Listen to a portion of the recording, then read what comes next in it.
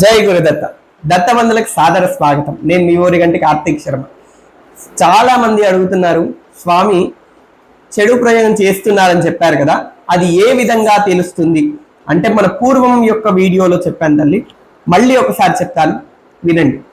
మనం పడుకున్నప్పుడు చెడు కళలు రావడం కానీ, లేదంటే ఏదైనా పని చేయడానికి వెళ్ళినప్పుడు కానీ అంత బాగానే ఉంటుంది, ఇంకొక 5 నిమిషాల్లో జాయినింగ్ ఉంటుంది. కానీ అకస్మాత్తుగా అది చెడిపోవడం కానీ, లేదంటే ఇంట్లో పాలు తొందరగా విరిగిపోవడం కానీ, లేదంటే ఏదో విధంగా చిరాకులు పడడం కానీ, కోపగించుకోవడం కానీ, ఇంక ఏ పని చేసినా సరే కలిసి రాకపోవడం కానీ, ఇంకొక విధం ఏదైనా సరే ఊరికే అస్వస్థకు గురి కావడం కానీ, ఇవన్నీ కూడా చెడు యొక్క ప్రభావాలు.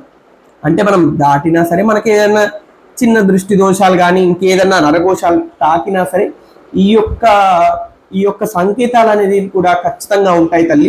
దీన్ని తొందరగా, ఎంత తొందరగా అయితే అంత తొందరగా నివారణ చేసుకుంటే మీ జీవితం అద్భుతంగా ఉంటుంది. జై గురుదత్త.